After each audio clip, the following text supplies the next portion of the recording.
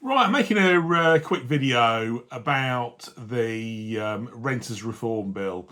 I feel as though I'm qualified enough to talk about it. I've been a landlord for 15 years and I've currently got 4 properties that I rent out. Now, I know I did a video a while ago on this, and landlords were sort of getting stroppy in the comments and going, oh, it's all doom and despondency and I'm going to give up, and, all this sort of nonsense that was going on.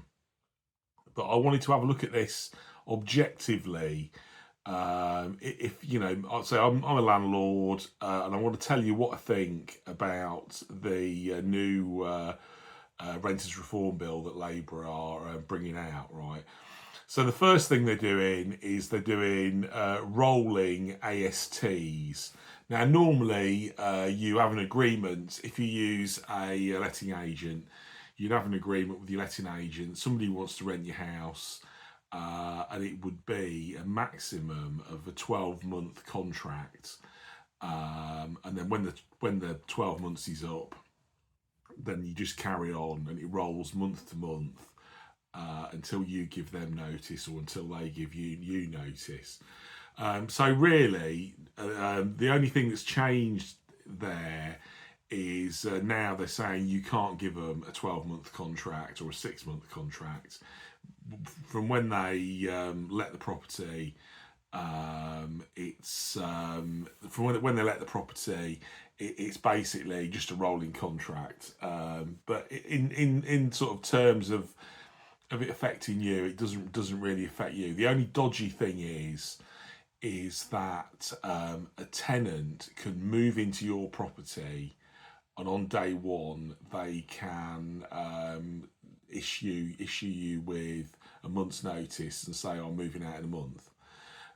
So you could have a tenant in your property for 4 or 5 weeks, and they've just used it if they're working down here on a contract or something like that. Maybe that's the thing. Maybe if you're a contractor or something like that, I'm sure people will do it where they'll go, oh yeah, I'll rent a house, knowing full well that they only want the house for 2 months or 3 months. And that could be a bit dodgy in the fact that you've paid when you relet a property.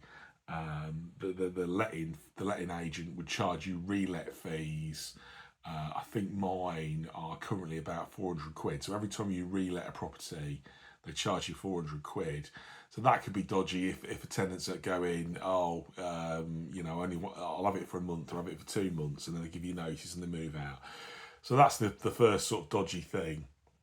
The second thing is no discrimination.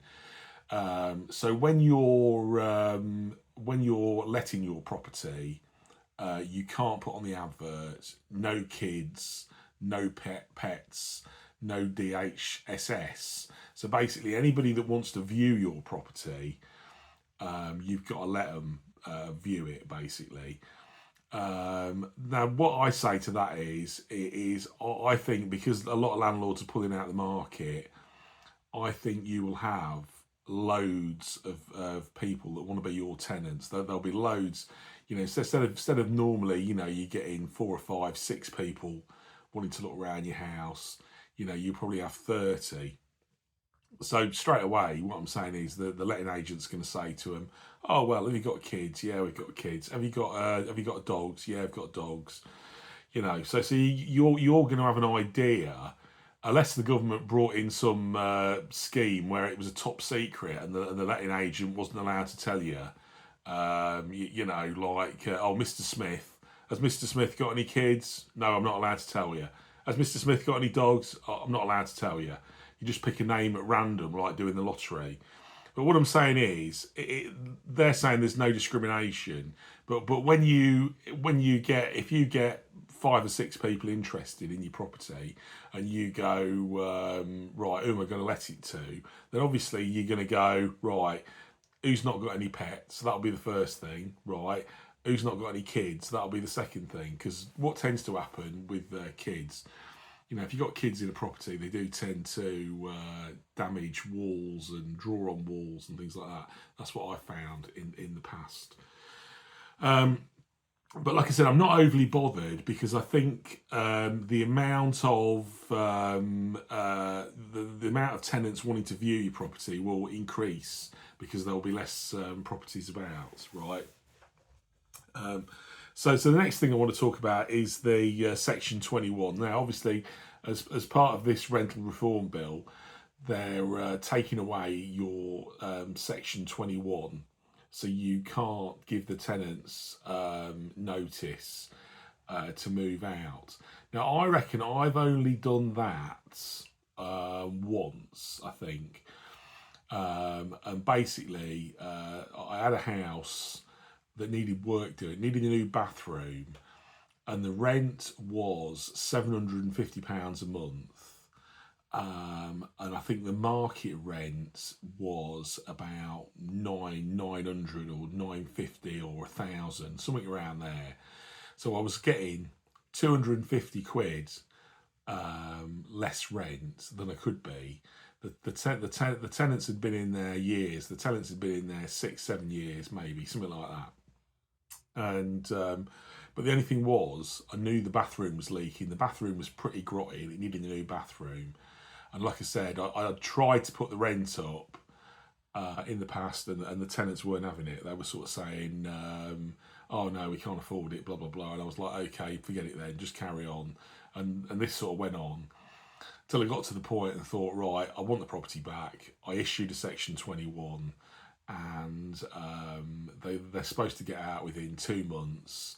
They couldn't move out in that time. I extended it, and they got another month, and I think 3 months. They moved out, no problems. They were saving anyway, and all they said was, "We've bought a property earlier than we would have done."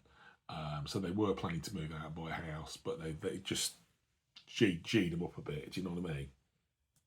Now, with the rules they're bringing in, so as I say, you can't use the Section 21, but you can say if you want to sell the property, currently you can give them, when this new legislation comes in, you can say to them, right, I'm going to give you 4 months notice, I want to sell the property, and then there's got to be evidence that you're selling the property. So what I'm saying is, what I would recommend that you do if you're a landlord, and this is what I've done, any properties that you're thinking of selling, make sure that you've got stock pictures of the property on a memory card. Because obviously, if you haven't got any pictures of your property empty and in good nick, and then you think you're going to sell it, the tenants, you say to the tenants, right, I want to sell the house. Are they going to let an estate agent go in and photograph it? Estate agent might turn up and photograph the outside, but that's not going to help you sell it. Even like the viewings, you might put it on put it on straight away to prove that you're going to sell it. But in reality, the tenants can be very funny, and they can go, "Oh no, we're not allowing viewings." So you might be in limbo. It might be on the market, but probably won't be able to view it for 4 months. So that would be my first bit of advice to anybody. If you've got a property, and I've got a property that I'm thinking of selling, when you get a changeover, or if you've gone in there and decorated, like this property that I did, I've had like a new bathroom and I've decorated, and I went in there and I took a video of walk around, did a video, and then I took stock pictures of the kitchen, the bathroom, the lounge, all the pictures outside, so that if I do decide that I want to sell, and like I said, I'll just give the tenants 4 months notice. I would walk into an estate agent, give them the memory card and go, right, I'm selling this house, here you go, stock pictures, when it was empty, bang, they can put it on, they can advertise it. So that's one bit of advice. The next thing that the government's changing is these EPC rules. So what they're saying is, by 2030, your property has to be a band C. Now, fortunately, my properties, all of them, are a band C.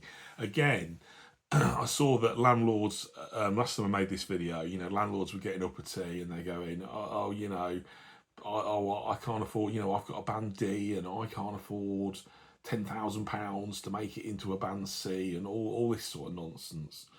What I would say, if you can find somebody that's good at doing these EPCs, it doesn't take a lot to get them from a D to a C. My property, that property that I've talked about, was a D. I got a guy in, I think it only cost me like 50 quid, and he was there probably about an hour, and he worked out the boiler, the insulation in the roof, all that kind of thing, and he was like, you know what, we can just scrape in to a C. I paid him 50 quid, and I was laughing, but I said to him, right, so if I wanted to go from a C to a B, what would I have to do? And literally all he said was, all you'd have to do is whack some thermostatic valves on your radiators and you're there. What I'm talking about is, I'm talking about houses, with normal houses with gas boilers, that had a condensing boiler. I know that if you've got night storage heaters, electric heating, it might be dodgier. But then again, there's a lot of people now making storage heaters that are like gel-filled storage heaters and things like that. You can get nice, small electric boilers as well that people are fitting, for your hot water. I don't think the EPC rules, personally, I don't think it's too bad. And anyway, the chances are that we're going to have an election in 2029, and the Labour government will be no more. You can bet your bottom dollar, if Farage is coming in or the Tories are coming in, that will be scrapped, and they'll go, right, we're scrapping the EPC. It's going to cost too much money. So this 2030 rule, I can't see it happening. I think as well, if it did happen, there'd be a lot of grants. I think you'd be able to get like, probably a grant off the government, £5,000 for, insulation and things like that. Personally, I don't think it'll be too bad. Now, I reckon this renters reform bill, I reckon the main things it's going to do is it's going to make sure that your tenants stay for longer, because I think any tenant that's renting a house will think to themselves, I'm not going to move just for the sake of it. I know, tenants move and go, oh, I found a nicer property down the road. Oh, I'd rather live there, sort of thing, But I think it will make tenants stay put for longer in your property, because it's the uncertainty of giving you notice and then not being able to rent another property because there'll be so many people chasing it. As well as that, in the Renters Reform Act, what it's saying is, it's saying that when you set your rents, so let's say you've got your property's empty, and the letting agent says, how much do you want to put it on the market for? And you say, I want to put it on the market for £1,000 a month. You get 30 people looking round, interested in letting your property, and then you get 10 who want to let it. The law is now that you won't be able to, if somebody says to you, oh, I'll tell you what I'll do, I'll give you 1,050, and the guy's got no pets, no kids, oh, I'll have him, he's willing to pay a bit more, you won't be allowed to do that. You won't be able to take more than the property's listed for. So if you list it for 1,000, you can only rent it for 1,000. So what will happen is, people will list their properties for more. So anybody will go like, what's the market rent on my property? 1,000. I'll tell you what I'll do. I'll put it on for 1,100. We'll see how we go. And I think the prices of rents on properties will rise dramatically. We could be at the point where, if we've got a reform government, Nigel Farage in, he'll repeal the Section 21, you get the Section 21 back, interest rates drop, and it could be like a golden age for landlords, maybe. So anyway, but that's all I'm doing for now. That's just my thoughts on the Renters Reform Act. I will put the comments on. You know, if you're a disgruntled loony landlord, you know, feel free to comment. Okay, cheers, bye.